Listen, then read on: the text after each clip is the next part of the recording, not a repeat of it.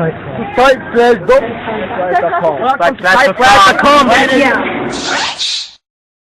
Assalamu alaikum. It's an assignment.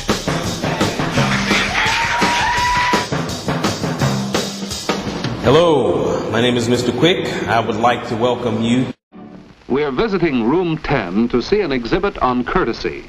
May I present Mrs. Anderson and her son Bill, who is in the class. They too have come to watch to see if the people actually display courtesy. Watch how Pete and Marion act as host and hostess.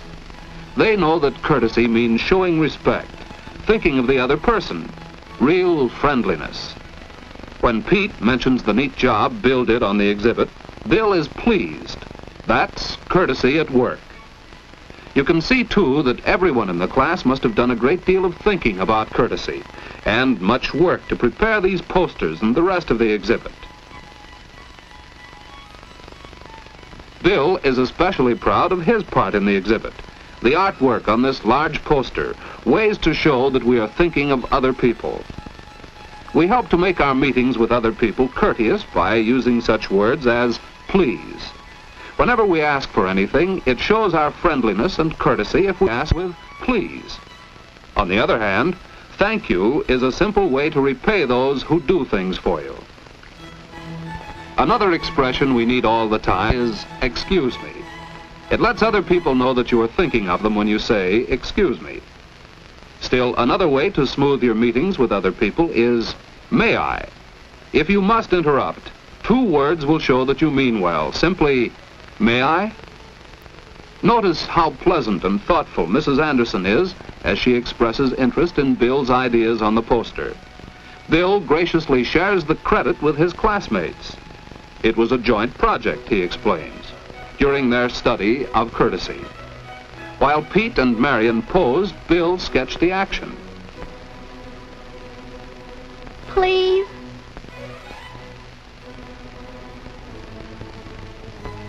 With that sketch finished, ready for final artwork, Pete got ready to play the guest for the next pose. Marion was the hostess, offering him a cookie. Thank you. Pete showed that he appreciated her kindness.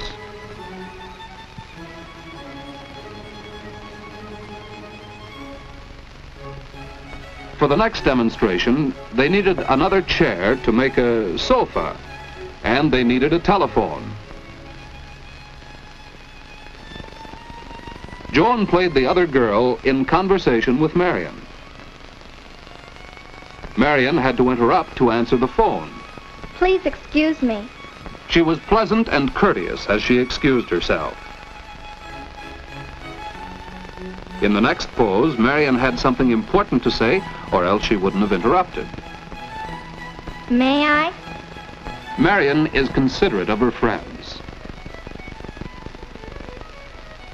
Besides these examples of courtesy, there are others. For instance, Mrs. Anderson's way of constructive suggestion. And notice how Bill begins his reply. It's really quite good, Bill. But don't you think these courteous ways can be used in more than just these 4 situations? Oh, yes, you're right, Mother. That's why we put the captions on the poster. We need them all the time. Yes, we do need these simple expressions all the time to show that we are thinking of the other person. On the table is a scrapbook, especially prepared for the exhibit. It also showed consideration of the other person. The exact form of an invitation letter may vary, but this is an example. Dear parents, an exhibit of our schoolwork and courtesy will be held in room 10 of the Sunnyside School on May 29th from 7:30 to 9 p.m. We hope you can come. Your friends, the class of room 10. Notice the details about place, date, and time, as well as a few words of cordial invitation. This type of invitation needs no acceptance, but the class prepared an example of one for their scrapbook.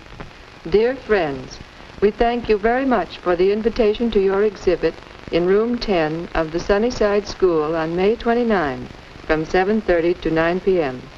We shall be pleased to see your work on courtesy. Sincerely yours, your parents. A letter of acceptance shows all the same details to be sure they are correct.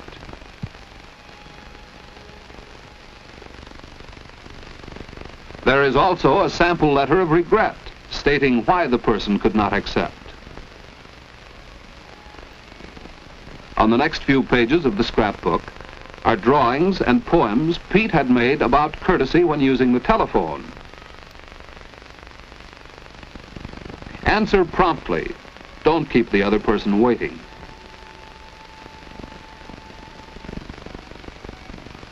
Friendliness is one of the main parts of courtesy.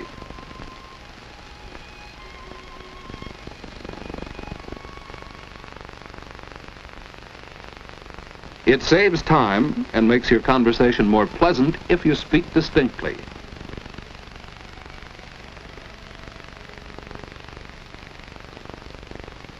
It's courteous to be brief. Someone else may want to use the telephone. So much for the scrapbook. Over here is a poster that another student made. Be a good listener. It pleases the speaker to know you are really interested in him. And then, too, you can learn much by listening carefully. Mrs. Anderson is being a good listener now, isn't she? And then there's the matter of introductions. How will Bill introduce his mother and his teacher?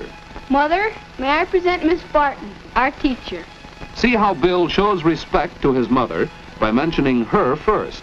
Because she is the older woman, he presents Miss Barton to her.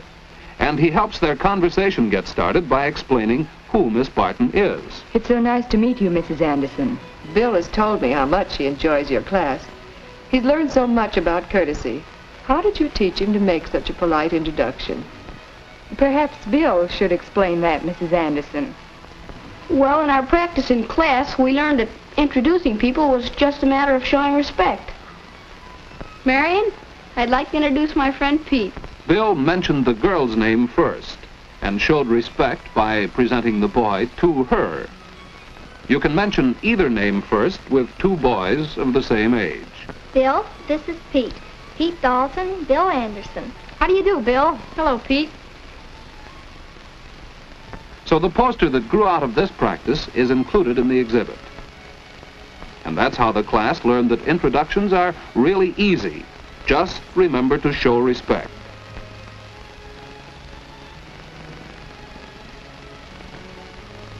Besides showing respect, your introductions can help the conversation to begin. Notice how Bill's mother introduces her friends, Mr. and Mrs. Hall. Mrs. Hall, this is Miss Barton, the teacher in this room. Mrs. Hall is Joan Hall's mother. Miss Barton, as hostess, offers her hand.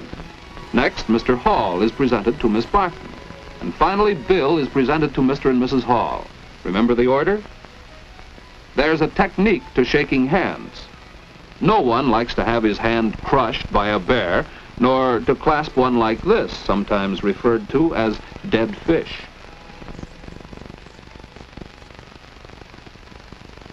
And so the introductions have been completed, and the group settles down to friendly conversation. Well, it's time to go now.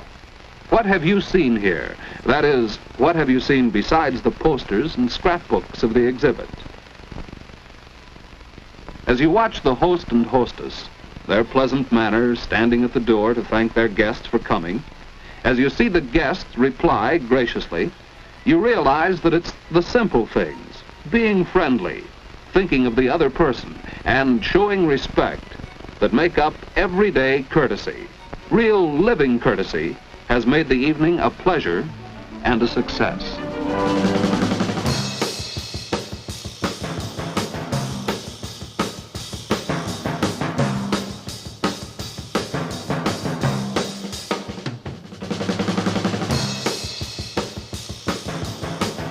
Tell you what, a person who believes that this wasn't set up by our own government is an idiot.